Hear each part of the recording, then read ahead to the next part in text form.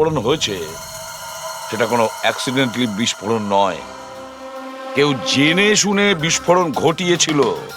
Rocky প্রাণ নিয়েছে, খুন করেছে ওকে। স্যার ওখান থেকে দুটো ফোন দেওয়া হয়েছে, একটা তো এটা যেটা ব্লাস্ট হয়েছে, আর একটা খুনি নিয়ে চলে গেছে। স্যার ও বোম সঙ্গে করে নিয়ে ঘুরছে, বোম। আর একটা কথা, প্রত্যেক হ্যান্ডসেটেরই নিজস্ব IMEI নাম্বার থাকে। এই হ্যান্ডসেটেরও ছিল, এখানে লেখা আছে। এবার এই বক্স, যেটা এই হ্যান্ডসেটটার বক্স, এর উপরেও নাম্বারটা লেখা আছে। হ্যাঁ, তো স্যার এই বক্সে যে IMEI নাম্বার রয়েছে আর এই ফোনের IMEI নাম্বার দুটো ম্যাচ করেনি। হোয়াট? তার মানে মানেটা এই হ্যান্ডসেটটা যেটা ব্লাস্ট করেছে সেটা এই বক্সটার হ্যান্ডসেট নয়। যেটা ব্লাস্ট করেছে সেটা এই বক্সটার হ্যান্ডসেট নয়। তার মানে এই বক্সে যে অরিজিনাল হ্যান্ডসেটটা ছিল সেটা পাল্টে সেটার জায়গায় অন্য একটা হ্যান্ডসেট রাখা হয়েছিল, এক্সপ্লোসিভ কেমিক্যাল সমেত। একদম অরিজিনালের মতো দেখতে। স্যার, যেই এটা করে থাকুক সে এই ডুপ্লিকেট মোবাইল ফোনটা পেল কোত্থেকে? এতগুলো লোক উপস্থিত ছিল সেখানে, কেউ জানতেই পারলো না যে ওটা একটা ডুপ্লিকেট মোবাইল ফোন। আর তার উপরে স্যার ওই সিইও আনন্দ, ও কি কিছু বুঝতে পারলো না? ওর একটু ডাউটও হলো না? খুব বড় প্ল্যানিং করে রেখেছিল স্যার, কিন্তু এই পাল্টাপাল্টি যেই করে থাকুক না কেন, এটা শুটিং এর সেটেই হয়েছিল স্যার। হ্যাঁ অভিজিৎ, ঠিকই বলেছ। ফেডরিক, একটা কাজ করো, শুটিং এর জায়গায় গিয়ে প্রতিটা কোণা ভালো করে দেখো, প্রতিটা ইঞ্চি দেখো, দেখো অরিজিনাল ফোন পাওয়া যায় কিনা। খোঁজ নিয়ে দেখতে হবে কিভাবে চেঞ্জ করলো। আর পঙ্কজ, এই নেলো কোম্পানির সিইও মিস্টার আনন্দ, ওনার সঙ্গে গিয়েও দেখা করো। খোঁজ নিয়ে দেখো ওনার কাছে যে ওনার কোম্পানির সেই একই রকমের ফোন কোথা থেকে এসেছে যেখানে এক্সপ্লোসিভ কেমিক্যাল লাগানো হয়েছে। Chemical explosive? তা কি করে সম্ভব? দুটো পিসি ব্র্যান্ড নিউ ছিল, ডাইরেক্ট ফ্যাক্টরি থেকে সিলপ্যাক বক্সে আমার কাছে এসেছিল। ফ্যাক্টরি থেকে তো নতুন বাক্সই বেরিয়েছিল, কিন্তু হতে পারে রাস্তায় কিছু গন্ডগোল হয়ে গেছে। গন্ডগোল কিরকম? মানে যে ফোনটা ব্লাস্ট হয়েছে তার IMEI নাম্বার আর ওই বক্সের ওপরে যে IMEI নাম্বার আছে ও দুটো ম্যাচ করছে না। কি?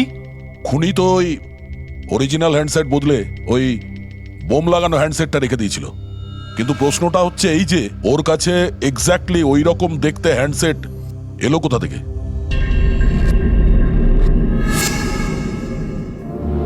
স্যার মনে পড়েছে, দুটো হ্যান্ডসেট চুরি হয়েছিল। ইয়েস স্যার, 4 দিন আগে আমরা একটা প্রেস কনফারেন্স রেখেছিলাম, যেখানে টপ লেভেলের IT executive, techno bloggers, media, press সবাইকে ডেকে পাঠিয়েছিলাম, যাতে আমাদের মোবাইল ফোনের টেস্টিংও হয়ে যায় আর আমরা আমাদের নতুন স্মার্টফোন ওদের দেখাতে পারি। প্রেস কনফারেন্স শেষ হওয়ার পর আমি জানতে পারি যে দুটো হ্যান্ডসেট চুরি হয়ে গেছে। আর সেই কথাটা আপনি আমাদের এখন বলছেন? স্যার, আমি ভেবেছিলাম এটা তেমন কিছু সমস্যা নয়। তাছাড়া আমি ভেবেছিলাম যেসব অতিথিরা এসছেন তাদের উপর চুরির বদনাম দিয়ে কেন কোম্পানির নাম খারাপ করব। যদি আগে বলতে তাহলে হতে পারে রকি বেঁচে যেত। একটা মোবাইল ফোন ব্লাস্ট হয়ে গেছে আর দ্বিতীয়টা এখন ওই খুনির কাছে আছে, যেটা না জানি কবে আর কোথায় ফাটবে। এগুলো হলো সেই ফোন যেগুলো শুটিং এ ব্যবহার করার কথা ছিল। এগুলোর সিরিয়াল নাম্বার বক্সে লেখা সিরিয়াল নাম্বারগুলোর সাথে ম্যাচ করে। প্রমাণ লোপাট করার খুব চেষ্টা করেছিল এই খুনি।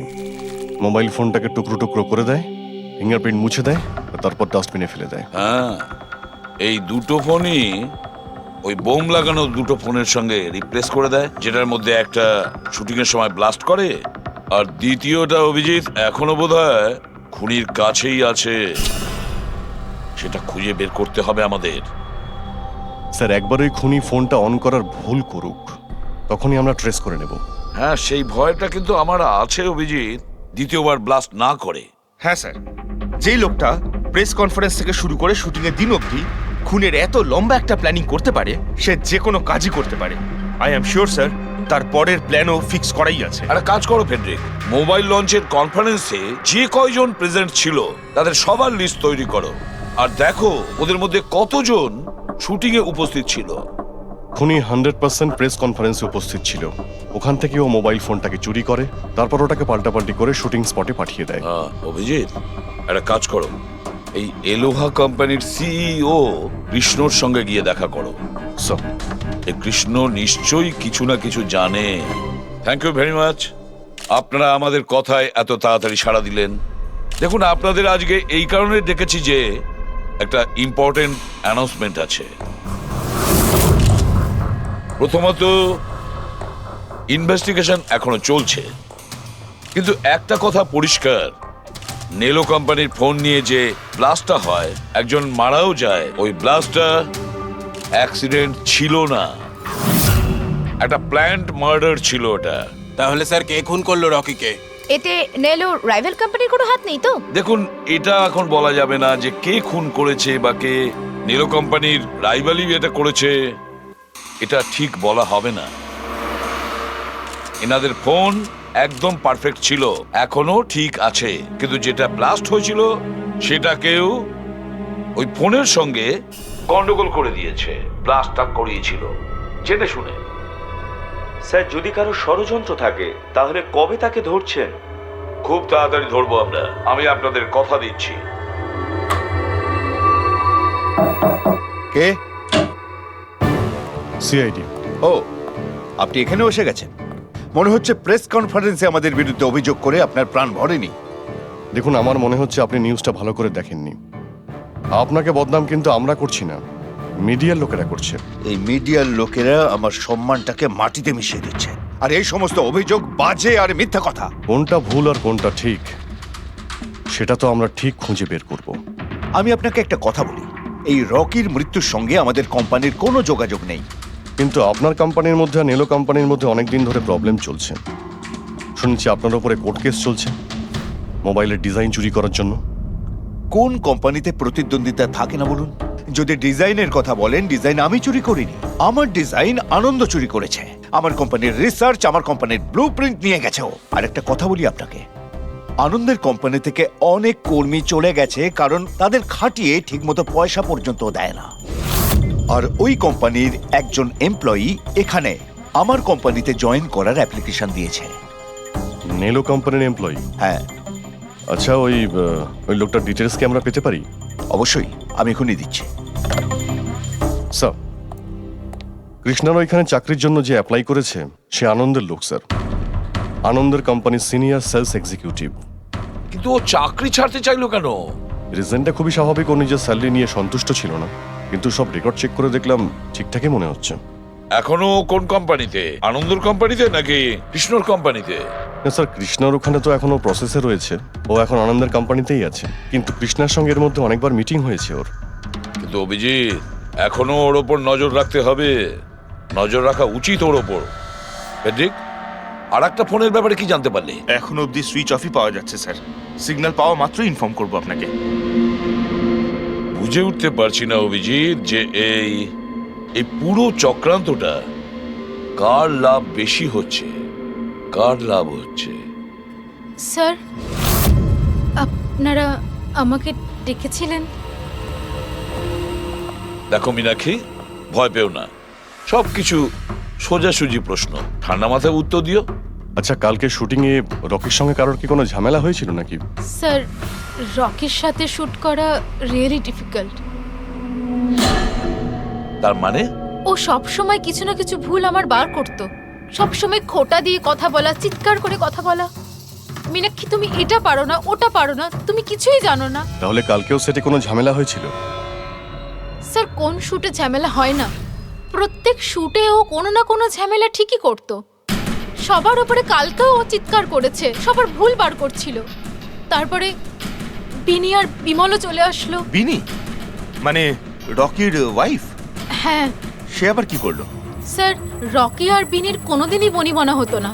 রকি বলতে যে ও ওর জীবন নষ্ট করে দিয়েছে।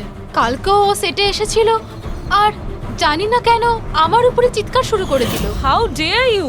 তুমি আমাকে আটকাচ্ছ? তোমার সাহস তো মন্দ না। আমি রকির ওয়াইফ, ওকে? ব্যাস স্যার, আমি কোনোভাবে সিচুয়েশন সামলেছিলাম। মীনাক্ষী, আচ্ছা এই বিমলটা কে? বিমল? স্যার, ও রকির এক্স বডিগার্ড ছিল। ও এখানে কেন এসেছিল? খুব রেগেছিল। আমি ওর সঙ্গে দেখা করব। স্যার, পারমিশন ছাড়া আপনি কি এভাবে? বলছেন? Sir, Bimal, what is your problem? আমি শুধু বলছি আমি রকির সাথে দেখা করব। শুট চলছে, ডোন্ট রেজ ইউর ভয়েস। আস্তে কথা আমি বলো। এক্ষুনি ওর সাথে দেখা করব। হ্যাঁ, কিন্তু আমি শুটের পরে তোমার সাথে দেখা করিয়ে দেব। শুটের পরে কেন? এখন কেন দেখা করতে পারবো না? বিমল, আস্তে কথা বলো। এখানে কি হচ্ছে বিমল? এখানে কি করছিস তুই? আমি শুধু এনাদের বলছি যে আমি তোমার সাথে জরুরি কথা বলতে চাই। তোর সাথে আমার কোনো কথা নেই। একে বের করে দাও। কেন কথা বলবে না তুমি? চলুন স্যার এখান থেকে। এই নিয়ে যাও, নিয়ে যাও। কেন এটাকে কথা নিয়ে যাও। বলবে না আপনি তুমি? বাইরে চলুন, শোনো, স্যার। শোনো, তুমি বের কেন করো, কথা স্যার, বলবে আপনি না? চলুন আমি এখান যদি থেকে। ছেড়ে দেবো স্যার, না। চলুন। তুমি নিশ্চয়ই চলুন, পারবে স্যার। না, আমি বলে রাখলাম। স্যার, আমি তো পাগল হয়ে যাচ্ছিলাম এত কিছু সামলাতে গিয়ে। এই বিনি আর বিমল এরা ছাড়াও কি সেটে আর কেউ এসেছিল? না স্যার, আর তো কেউ আসেনি। ঠিক আছে মীনাক্ষী, তুমি যেতে পারো। যদি দরকার পড়ে আবার তোমাকে ডাকবো। Okay sir. অভিজিৎ, এই মীনাক্ষীর ওপর নজর রাখতে হবে। স্যার, ও নিজেই এত ভয় পেয়ে রয়েছে। আই ডাউট ও কিছু করেছে। পঙ্কজ, আমরা তো ওই মোবাইল ফোনটাকেও কোনো ডাউট করিনি, কিন্তু ব্লাস্ট তো হয়েছে। এই মীনাক্ষীর পুরো ঠিকুজি কুষ্টি বের করো। এই বিনি আর বিমলের সঙ্গে দেখা করো। জানা তো যাবে শুটিং এর সময় মোবাইল ছাড়া এরা কেন মাথা গরম করলো। যতক্ষণ না আমি টাকা পাচ্ছি আমি এখান থেকে যাব না। ভালো কথা বলছি, আমাকে আমার টাকা দিয়ে দাও। কিসের টাকা? ডিল হয়েছিল, কাজ শেষ হয়ে যাওয়ার পর তুমি টাকা পাবে। কাজ তো তুমি করতে পারলে না, তাহলে কোন সাহসে টাকা চাইছো? তুমি রকির ব্যাপারে যে খবর চেয়েছিলে আমি এনে দিয়েছিলাম কিনা? তাহলে আমাকে টাকা দেবে না কেন? শাট আপ, চিৎকার করো না। এটা আমার বাড়ি, ঠিক আছে? আমি কোনো টাকা পয়সা দেব না, আর তোমার মতো ছোট লোকদের সাথে আমি কথা বলি না। যাও, বেরো আমার বাড়ি থেকে। ভালো কথাই হবে না, না? Get out! তোমাকে আমি তুমি আমার হাত ধরলে কি করে? কে তুমি? সিআইডি। আপনার কাছে কিছু প্রশ্ন জিজ্ঞাসা করতে পারি আমরা? হ্যাঁ, কোন কাজের কথা বলছিলে তোমরা এখানে? রকিকে মার্ডার করার কাজ? হ্যাঁ, না না যত তাড়াতাড়ি মুখ খুলবে ততই ভালো হবে। স্যার, স্যার আমি কিচ্ছু করিনি স্যার। আমি সত্যি বলছি স্যার, আমি রকিকে মারিনি। তুমি রকির বিরুদ্ধে কি ইনফরমেশন চেয়েছিলে? ইনফরমেশন তো বার করতেই হতো স্যার, কারণ রকি আমাকে ডিভোর্স দেওয়ার সিদ্ধান্ত নিয়েছিল। আমি আগে থেকেই জানতাম যে ওর কোনো সেলিব্রিটির সাথে অ্যাফেয়ার চলছে, কিন্তু রকি আমাকে ডিভোর্স দেবে এই কথাটা তো আমি স্বপ্নেও ভাবতে পারিনি। এই ইনফরমেশন বের করবার জন্য ইনি আমাকে বলেছিলেন। তুমি কে? স্যার, আমার নাম বিমল, আমি রকির বডিগার্ড ছিলাম। আচ্ছা, তাহলে তুমি সেই যে সেটের বাইরে ঝামেলা করছিল ভেতরে ঢোকার জন্য? না না স্যার, আমি ঝামেলা করতে যাইনি। আমি আমার মাইনে নিতে গেছিলাম, কিন্তু আমি ভুলে গেছিলাম ও কত বড় ছোট লোক ছিল। ও নিজেকে বিশাল হিরো মনে করত আর বাকিদেরকে ভিখিরি। এই তো স্যার, এক সপ্তাহ আগের কথা। মাতাল হয়ে এখানে ওখানে পড়ে যাচ্ছিল। আমি ওকে ধরে তুলে গাড়িতে নিয়ে গিয়ে বসাই, কিন্তু সবার সামনে ও আমাকে থাপ্পড় মেরেছিল। শুধু তাই নয়, ওকে পরের দিন বললাম তুমি যেটা করেছো সেটা ঠিক করোনি। তার জন্য ও আমাকে চাকরি থেকেই বের করে দিল। তাহলে তোমার তো খুব রাগ হয়েছিল, সেই জন্য তুমি সেটে গেছিলে রকিকে মারার জন্য? না স্যার, আমি এসব একদম করতে যাইনি। আমি শুধু ওখানে মাইনে নিতে গেছিলাম স্যার। মেরে ফেলার ইচ্ছা তো ভীষণ ছিল, কিন্তু এই কাজ করার সাহস আমাদের হয়নি। অনেক প্রবলেম ছিল তোমাদের ওকে নিয়ে। কতটা রাগ পুষে রেখেছো? তোমাদের দুজন ছাড়া আর কে মারতে চাইবে ওকে? হ্যাঁ, স্যার, প্রচুর লোক ছিল যারা রকিকে মারতে চাইতো, কিন্তু হ্যাঁ স্যার, একটা মানুষ আছে যে রকিকে সবচেয়ে বেশি ঘৃণা করে। কোন লোকটা? সুহাস। ও একজন সেলিব্রিটি ছিল যে রকির আগে সুপারস্টার ছিল। কেন, কি হয়েছিল এদের দুজনের মধ্যে? কিছু সপ্তাহ আগে আমরা একটা পার্টিতে গেছিলাম, সেখানে রকি প্রচুর ড্রিঙ্ক করেছিল।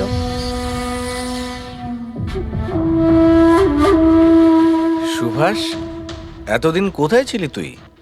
তুই এখানে একা কোণের মধ্যে বসে?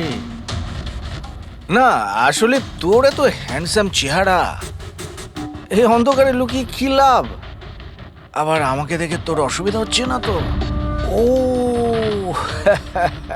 ওই নেলো কোম্পানির ব্র্যান্ড অ্যাম্বাসাডার আমি হয়ে গেছি, এই জন্য।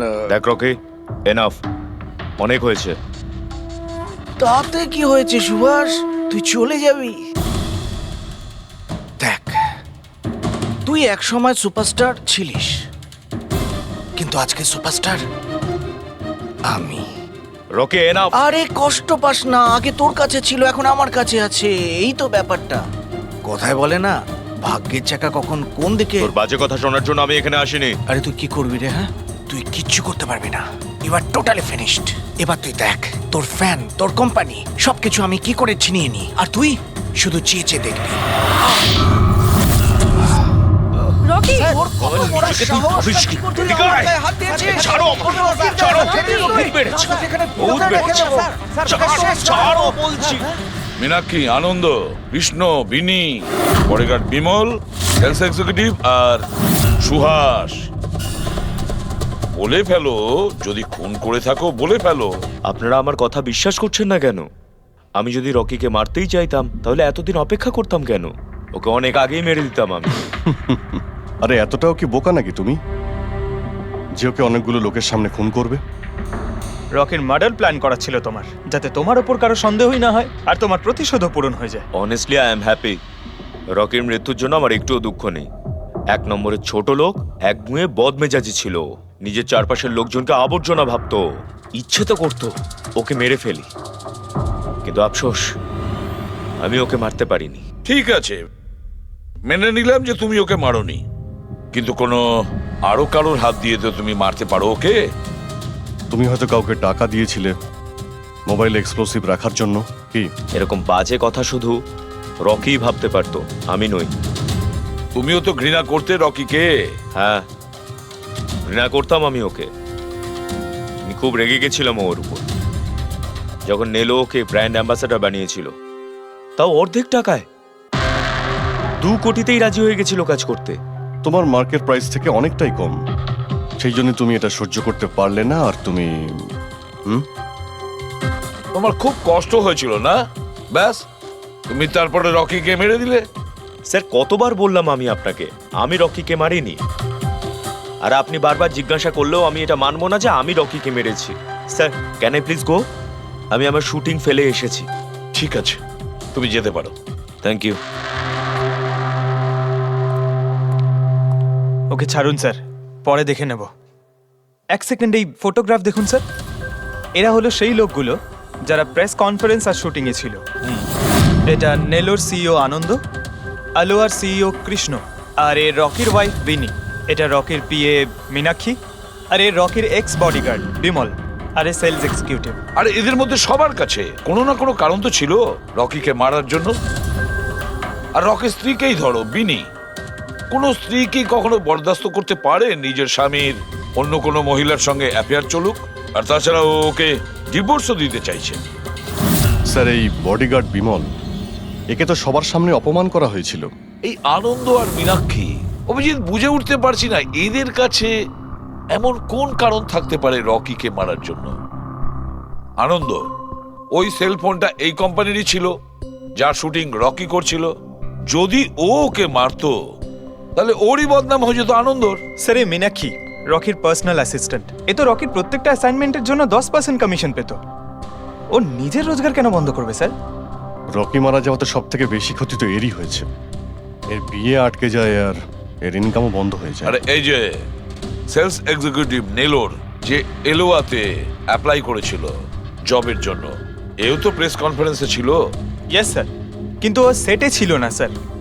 আমার মনে হয় না ও এর সঙ্গে জড়িত। স্যার, ওই দ্বিতীয় মোবাইলটাও অন হয়ে গেছে। তাহলে ট্রেস করো, দেখো কোথায় আছে ওটা।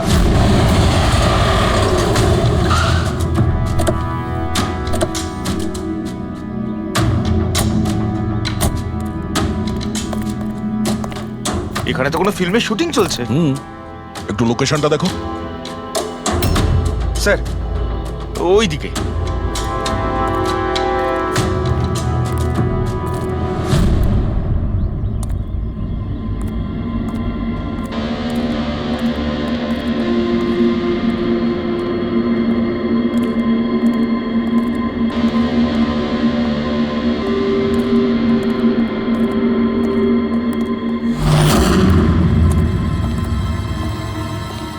ভাই, মোবাইল লাগবে নাকি?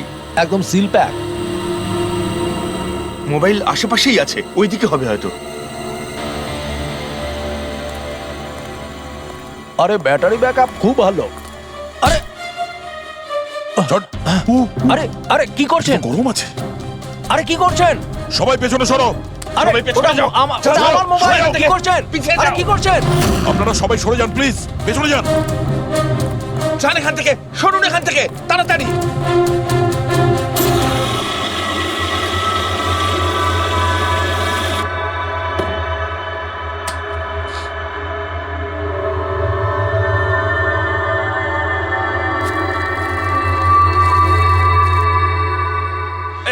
দাঁড়া।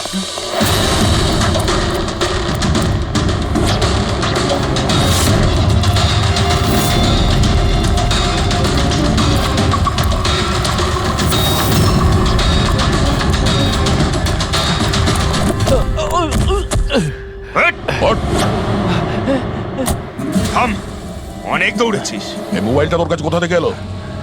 এটা তো আমারই মোবাইল স্যার। তোর মোবাইল? হ্যাঁ? চুরি করা মোবাইল এটা, চুরি করা। সত্যি কথা বল, কোথা থেকে পেয়েছিস তুই মোবাইলটা?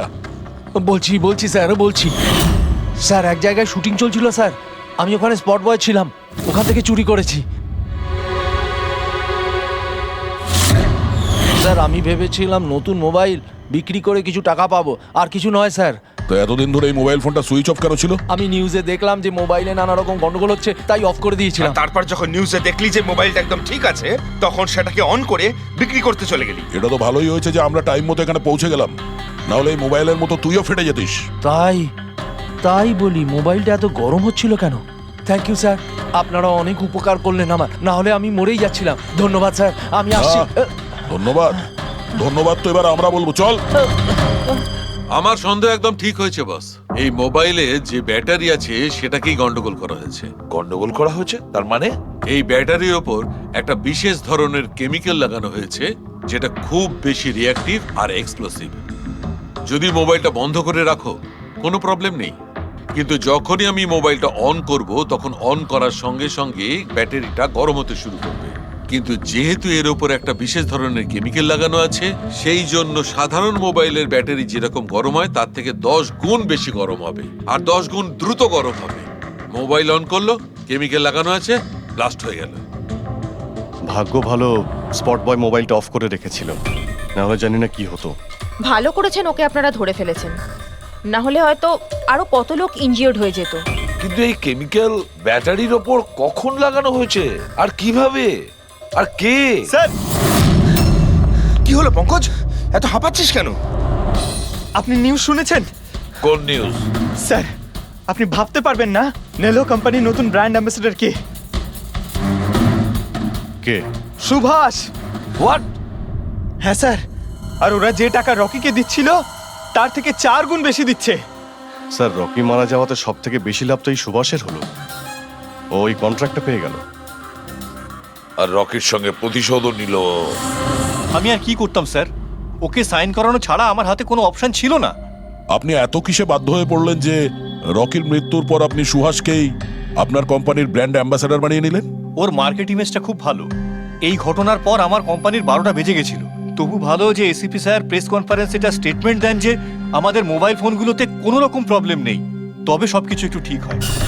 সব ঠিকঠাক হয়েছে তার মানে? মানে এটাই যে এই ঘটনাটার পরে আমাদের শেয়ারের ভ্যালু অত্যন্ত নেমে গিয়েছিল। এসিপি স্যারের স্টেটমেন্টের পর সেটা আবার উপরে ওঠে। আমি খুব তাড়াতাড়ি ইনভেস্টরদের বিশ্বাস অর্জন করতে চেয়েছিলাম, আর সেই জন্য আমি ওকে সাইন করিয়েছি, কারণ ইনভেস্টরদের ওর উপর ভরসা ছিল। কিন্তু আপনি ওকে 4 গুণ বেশি টাকা দিয়ে সাইন করালেন, আপনার তো লস হয়ে গেল, তাই না? এটা কোনো লস নয়, বিজনেস ইনভেস্টমেন্ট। এনিওয়ে আনন্দবাবু, thank you. Thank you sir, thank you. Thank you sir. এই ঘটনার পরে আমাদের কাছে যে সাসপেক্ট লিস্ট ছিল তার মধ্যে সব থেকে বেশি লাভ তো এই সুভাষের হলো। পঙ্কজ, মনে হয় ব্যাপারটা সেরকম নয় যেটা আমরা দেখতে পাচ্ছি। এটা মনে হচ্ছে কোনো বড় গেম। আনন্দ কি বলল? যেই ওর মোবাইল ফোনে ব্লাস্ট হয়েছে অমনি ওর শেয়ার পড়ে গেছে, আর এসিপি স্যার স্টেটমেন্ট দেওয়ার পরে শেয়ার আবার নর্মাল হয়ে গেছে। মনে হচ্ছে আমাদের আসামি, তার নাম ওই লিস্টেই আছে যেখানে শহরের বড় লোকেদের নাম আছে, স্টক মার্কেট।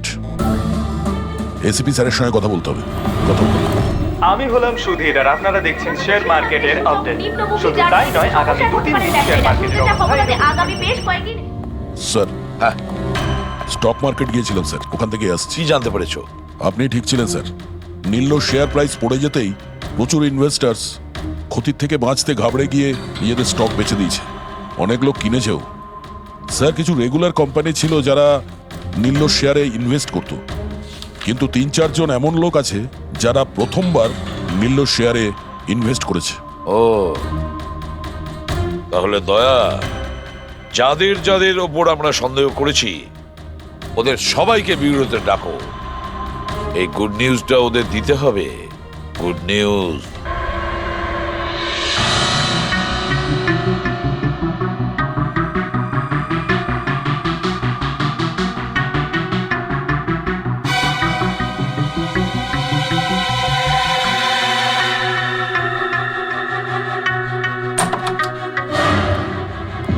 আরে বাহ, সবাই এসে গেছেন। স্যার আপনি ফোনে বলেছিলেন যে রকির খুনিকে জানতে পেরেছেন। আগে হ্যাঁ, রকির খুনিকে আমরা জানতে পেরেছি, আর সে এই মুহূর্তে এই রুমের ভেতরেই আপনাদের মধ্যে কেউ আছেন। ব্যাস, এটাই বেটার হবে যে সে নিজে সামনে এসে বলুক যে সে নিজে কাজটা করেছে। স্যার, হ্যাঁ দা। স্যার ওই দ্বিতীয় ফোনটা যেটা শুটিং লোকেশন থেকে চুরি হয়ে গিয়েছিল সেটা পেয়ে গেছি। ফ্যান্টাস্টিক দয়া, আর একটা ফোন তাহলে পাওয়াই গেল। দারুণ ব্যাপার। আনন্দ, এটা তোমার কোম্পানির ফোন তো? আগে হ্যাঁ স্যার, কিন্তু এটা কে চুরি করেছিল, কে সে? খুব তাড়াতাড়ি জানা যাবে। দয়া, একটা কাজ করি আমরা, শালুকে এখানে ডাকো আর বলো এটা চেক করতে, তাই না? ব্যাস, আপনারা একটু বসুন, আমি এক্ষুনি আসছি। হ্যাঁ ঠিক আছে। হ্যাঁ, সিট ডাউন প্লিজ।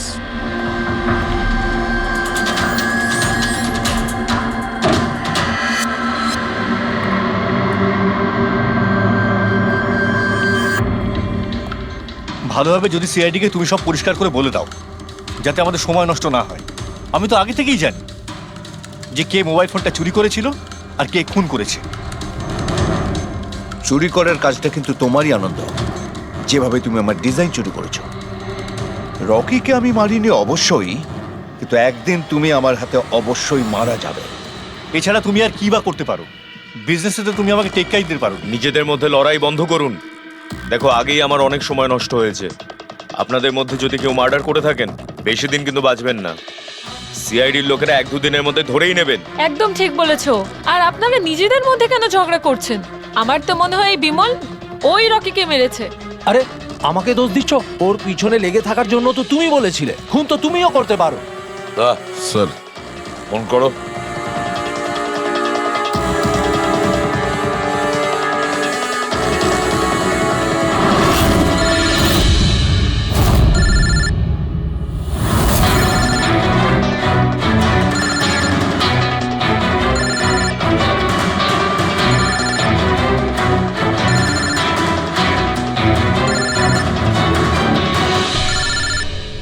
আরে কেউ ফোন তুলছে না কেন? ফোন তোলো। এবার মজাটা দেখো।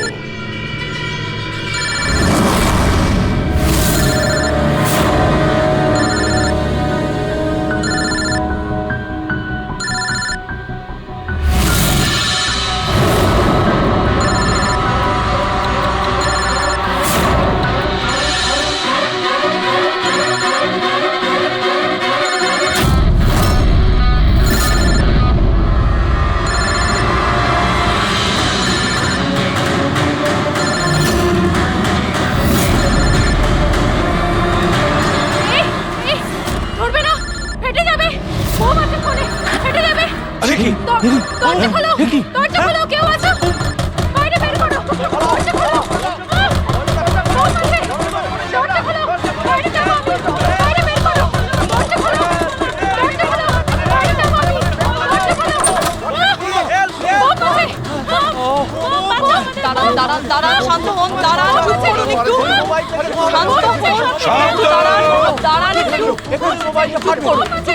শান্ত হয়ে যান, কোনো বোম নেই। কি? কিন্তু মোবাইল থেকে ধোঁয়া বেরোচ্ছে। হ্যাঁ জানি, আমরা বললাম তো কোনো বোম টোম নেই। কিন্তু স্যার, মীনাক্ষী যে বললো এই মোবাইলের মধ্যে বোম রয়েছে। আমরা জেনে গিয়েছিলাম যে রকির খুনি কে, কিন্তু আমরা চাইছিলাম যে খুনি নিজেই সামনে আসুক। কি মীনাক্ষী দেবী, আপনি জানতেন না ওই ফোনের মধ্যে বোম ছিল? আর তাই ধোঁয়া দেখার পরে সবার আগে আপনি এখান থেকে পালাচ্ছিলেন। তুমি রকিকে মেরেছো? এইসব চক্রান্ত তুমিই করেছিলে? হ্যাঁ, আর তারপর আমরা ওই মোবাইলে জেনে বুঝে ওই স্মোক ডিভাইসটা লাগিয়েছি, যাতে ধোঁয়া বেরোতে থাকে। পঙ্কজ,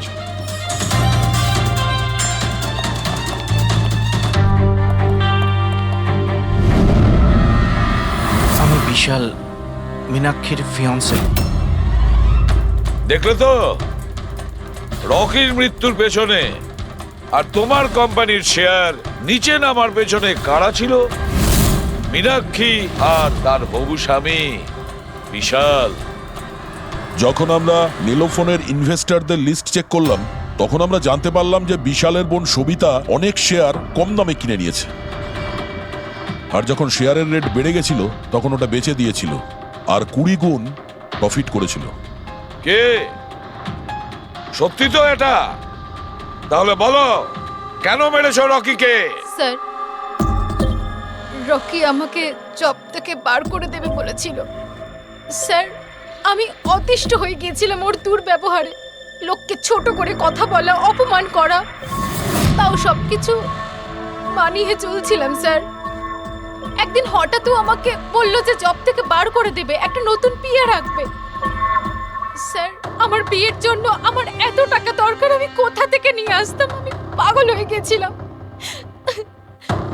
স্যার, আমি মীনাক্ষীকে স্টক মার্কেটের ব্যাপারে বলেছিলাম। আমি সব সময় স্টক মার্কেটে ইনভেস্ট করে টাকা কামাতাম। স্যার স্যার স্টক মার্কেটের এক্সপিরিয়েন্স এই পরিস্থিতিতে কি করে ইউজ করব সেটা বুঝতে পারছিলাম না। তারপরে তোমরা নেলোর প্রেস কনফারেন্সে গেলে, যেখানে কোম্পানি নতুন ফোন লঞ্চ করছিল, তাই না? আর ফোন টেস্ট করার জন্য ওরা প্রেস আর আইটি লোকেদের দেবে ভেবেছিল। স্যার, আমি মীনাক্ষীকে বলেছিলাম যে সুযোগ পেলে ওখান থেকে 2টো মোবাইল চুরি করতে, আর ও সেটাই করে স্যার। তারপরে তুমি ওই ফোনের ব্যাটারিকে কেমিক্যাল এক্সপ্লোসিভ লাগিয়ে অরিজিনাল ফোনের সাথে বদলে দিয়েছিলে আর শুটিং লোকেশনে পাঠিয়ে দিয়েছিলে, তাই তো? আর অরিজিনাল মোবাইলটাকে টুকরো টুকরো করে দিলে, যাতে আমরা প্রমাণটা না পাই। এটাই তোমার প্ল্যান ছিল তো? টাকার লোভে পড়ে তুমি একজনকে খুন করলে, প্রাণ নিলে তার। লোকে বিয়ের সময় সারা জীবন ধরে একে অপরের সুখের কথা ভাবে, আর সেই কথা রাখার সময় আমরা তোমাকে দিচ্ছি, আর সেটাও আজ থেকে। আর ইচ্ছে পূরণ করো সারা জীবন ধরে জেলের গড়াদের পিছনে।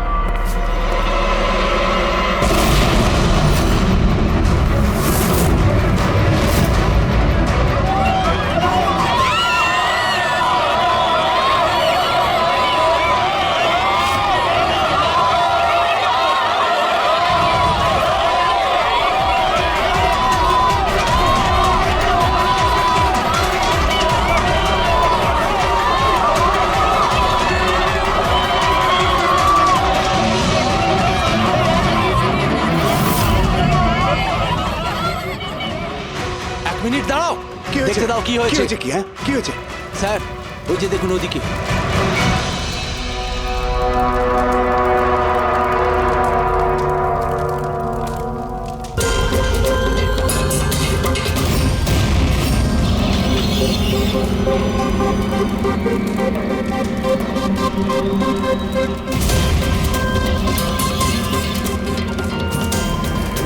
দেখুন স্যার। তার মানে হলো যে ও হুমকিটা সত্যি, সেটা কোনো ইয়ার্কি নয়। কিন্তু এ কে? মনে হয় এ সুইসাইড বম্বার। সিআইডিকে ফোন করো।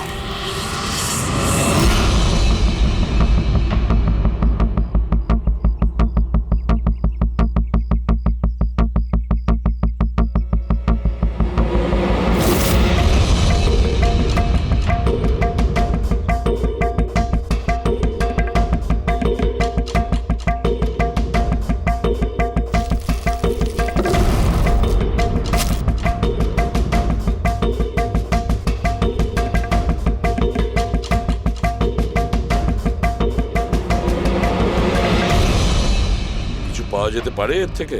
পাওয়ার মতো কিছু নেই বস বডিতে। বডি ডিকম্পোজ হয়ে গেছে, পচে গেছে। তাহলে তো চেনা খুব মুশকিল। না, চেষ্টা করব। সবার আগে এই হাড়ের ওপর যে মাংসর টুকরো আছে, টিস্যুতে আছে, এগুলোকে সরিয়ে হাড়টাকে একদম পরিষ্কার করে দেখি। ঠিক আছে। আইডেন্টিফিকেশনের কোনো চান্স আছে? চেষ্টা করবো দা। আপাতত আমি লাশটাকে ল্যাবে নিয়ে যাচ্ছি। স্যার, সবাই খুব শকে আছে। কলেজের প্রিন্সিপাল বলছিল কিছুদিন আগে কলেজে হুমকি এসেছিল। কি? Bomb threat sir. কেউ স্টাফ রুমের দেওয়ালে লিখে দিয়েছিল যে এই কলেজটা বন্ধ করো, না হলে এখানে ব্লাস্ট হবে। পুরো কলেজটাকে উড়িয়ে দেওয়ার হুমকি, আর এত ছোট একটা ব্লাস্ট। হয়তো ওর হুমকির একটা ছোট ডেমো। কিন্তু এটা কি ধরনের বোম? সাধারণত যেখানে ব্লাস্ট হয় সেখানে লোহার গুঁড়ো পাবে, কাঁচের গুঁড়ো পাবে, পেরেক পাবে, ধারালো সব জিনিস পাবে। তার কারণ হলো যতটা সম্ভব ক্ষতি করা। ফ্রেডি, একবার দেখাও তো।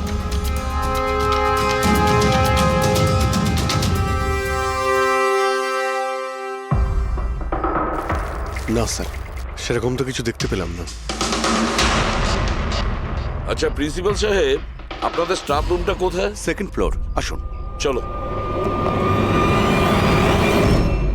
রবি বাবু, আপনি যে বলেছিলেন যে দেওয়ালে কেউ কালি দিয়ে লিখেছিল, সেটা কোথায়? সেগুলো তো আমি মোবাইলে, এই দেখুন স্যার।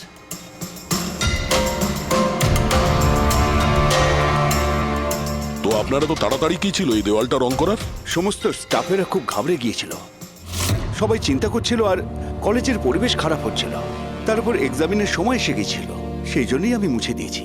কিন্তু এই পেনটা কে করেছে?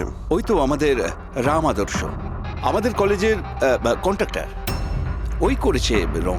আমি ভাবলাম যে যদি এই লেখাগুলো মুছে দিই, সবাই কাজে মন দিতে পারবে। আপনি যখন এই হুমকির কথা জানলেন তখন পুলিশে গিয়ে কমপ্লেন করেননি কেন? স্যার, করেছিলাম, পুলিশ এসেও ছিল। ওনারা অনেক জিজ্ঞাসাবাদ করলেন, তারপর ওনারা বলে দিলেন হয়তো কেউ এটা দুষ্টুমি করেছে, তারপর চলে গেলেন। আপনাদের কলেজের করিডোরে সিসিটিভি ক্যামেরা লাগানো আছে না? তো চলুন আমরা গিয়ে দেখি ভিডিও ফুটেজটা, জানা যাবে কে এসেছিল ভেতরে। আমরা ফুটেজ দেখেছি স্যার। কি দেখেছেন? যত লোক বাইরে থেকে ভেতরে এসেছিল আর গিয়েছিল, তারা হয় প্রফেসর বা স্টাফেরা, বাইরের তো কোনো লোকই আসে। কারো যদি হুমকি দেওয়ারই হয় তো সে স্টাফ রুমে কেন লিখতে যাবে?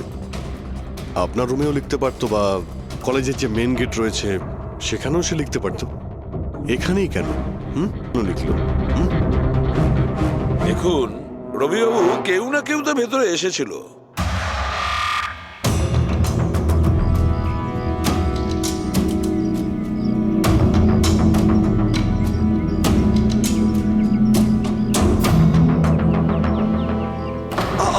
আরে স্যার, স্যার, অভিজিৎ, অভিজিৎ, কি করছো তুমি?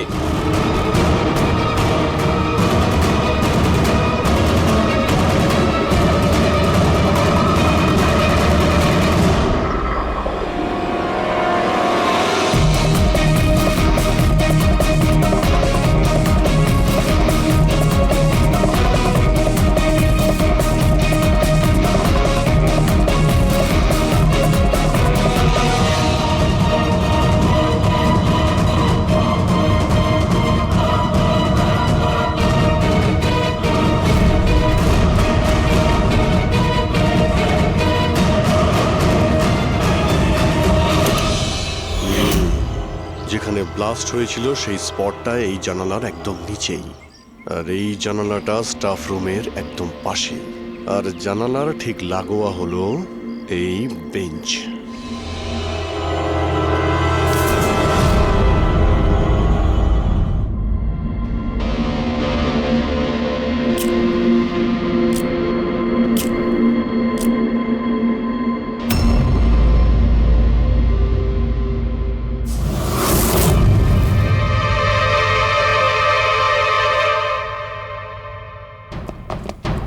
স্যার ক্লাসরুমে যদি ঢুকতেই হতো ওই দরজাটা দিয়ে ঢুকতেন। এরকম হার্ট অ্যাটাক করানোর কি প্রয়োজন ছিল? আরে আমি চেক করছিলাম যে আমাদের বোমবার সে কতটা রিস্ক নিয়েছিল স্টাফ রুমে গিয়ে ওই হুমকি দেওয়া পেন্ট লেখার জন্য। তার মানে স্যার এই যে 65 লেখা বেঞ্চে যে ছেলেটা বসেছিল সেই বোমটা নিচে ফেলেছিল, যা ঠিক ওখানেই পড়েছিল। আর আমরা সবাই কাঁচের টুকরো আর লোহার টুকরো কেন পেলাম না জানো? মানে ওটা হোমমেড বোম ছিল? এক্স্যাক্টলি, এটা হোমমেড বোম ছিল। এই যে বাড়িতে ব্যবহার হয় না ব্লিচিং পাউডার ইত্যাদি, এগুলো দিয়েই বানানো হয়েছিল। সেই কারণেই ওই এভিডেন্স প্যাকেটে ব্লিচিং পাউডারের গন্ধ আসছিল। স্যার এই ব্লিচিং পাউডার ওর ওই বেঞ্চেও লেগে রয়েছে। স্যার তাহলে ওই বডিটা কার ছিল? আলুকে কঙ্কালটা ফরেন্সিক ল্যাবে নিয়ে গেছে, জানা যাবে সেটা কার। আচ্ছা রবিবাবু, স্টুডেন্টরা কোথায়? স্যার সবাইকে বাড়ি পাঠিয়ে দিয়েছি। আর এই স্টুডেন্টটা কোথায়? টেবিল নাম্বার 65 যে বসেছিল। স্যার নাম্বার 65 তো আরিয়ানের। স্যার ও 1 নম্বরের দুষ্টু ছেলে, কলেজের সব প্রফেসরদের জ্বালিয়ে খেয়েছে, 1 নম্বর দুষ্টু। আরিয়ান, চলো এবার আমরাও ওকে একটু বিরক্ত করি। I am sorry sir, I am sorry. চুপ! এই জন্য কলেজে জয়েন করেছো? কলেজটাকে বোম দিয়ে উড়ানোর জন্য? কেন করেছো এটা? স্যার এক্সাম আসছিল আর আমি একদম তৈরি ছিলাম না, তো ওই দিন আমি স্টাফ রুমের ভেতরে যাই আর কলেজটাকে বোম দিয়ে ওড়ানোর হুমকি দিয়েছিলি?